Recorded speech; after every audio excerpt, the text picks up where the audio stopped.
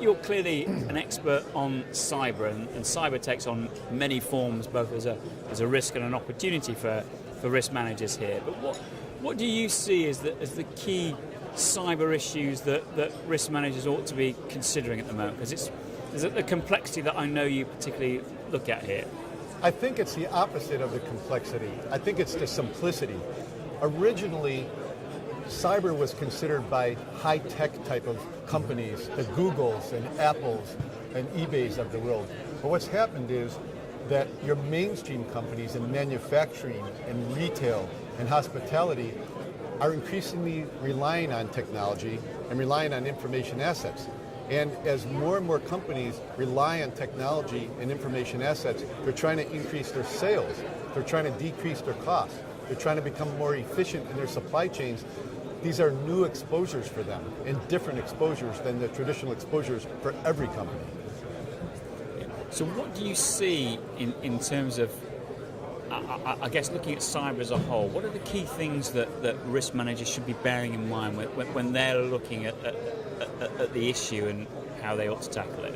So each organization is actually different from a cyber standpoint, because some organizations depend on their own internal systems and their own host servers, whereas some entities might outsource more aspects such as email or data storage or some type of the supply chain. And so each organization needs to take a look at their own scope of business and how they're using technology and how they're using information assets. How much are they using inside resources versus how much are they using third-party providers of those technological products, such as cloud computing, social media, big data analytics, and mobile. These are all new technologies that all the prudent companies that are trying to grow are using, and they need to look at their own exposures to try and help identify what their own vulnerabilities are. And in terms of in-house versus outsourcing, which is, I mean, clearly there are different risks for each, right. but I guess you've got to make a judgment there in terms of, I guess if you want to expand, perhaps outsourcing might be the way forward, but equally the exposures then increase. Great question, and that's one of the big questions we get. But think of it like this. Your typical company, ABC, they're in the business of selling widgets or providing some type of service. So for them to be practicing IT security, they're practicing IT security as a secondary effort, as an ancillary operation to their main operations.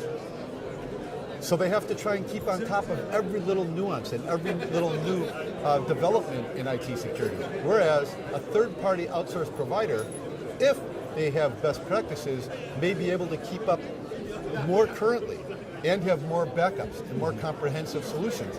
So in many cases, as you outsource to a third-party provider, not only do you decrease your costs and increase your capacity, you can actually decrease your risks as well. And the insurance carrier underwriters, the smart ones, understand that.